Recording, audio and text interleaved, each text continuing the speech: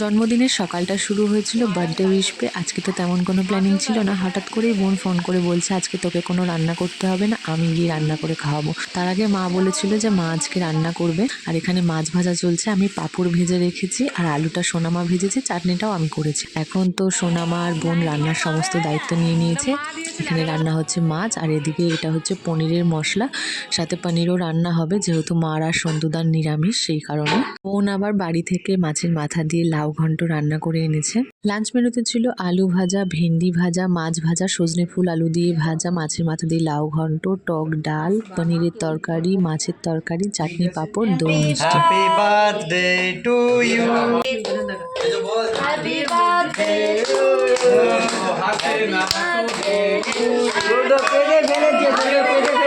সন্ধ্যাবেলায় বোনেরা কেক নিয়ে এসেছিল, কেক কাটিং করে আমরা চলে এসেছিলাম জিকুদার ক্যাফেতে। দুপুরবেলায় জিকুদা ফোন করে উইশ করে আর বলে যে সবাইকে নিয়ে ক্যাফেতে চলে আসতে, আজকে নাকি বার্থডে ট্রিটটা দাদা দেবে। বার্থডে আমার, কিন্তু আজকে দাদা ট্রিট দিচ্ছে। সবাই বলতে বোনেরা 3 জন গেছিল, আমি, আমার বর আর ভাই। ভালো আছো?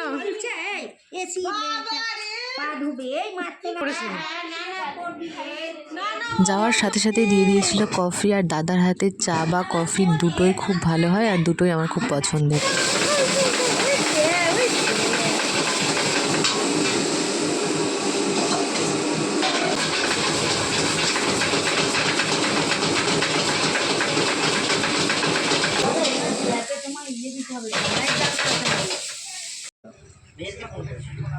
যেতে বলছে নাকি?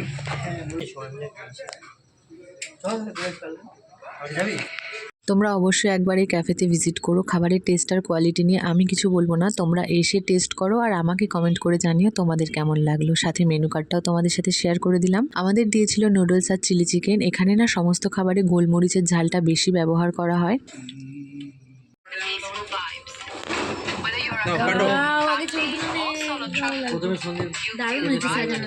কেক কাটো, কেক কাটো, হ্যাপি বার্থডে। কেক কেটে বার্থডে হবে। এটা পিৎজা ট্রেন্ডিং। ওই পিজা কেক। সবশেষে খেয়েছিলাম আইসক্রিম, আর বাড়ির সবার জন্য আইসক্রিম নিয়ে এসেছিলাম। আর আজকের আমার জন্মদিনের সবথেকে বড় গিফট হলো মা জগৎগৌরীর দর্শন।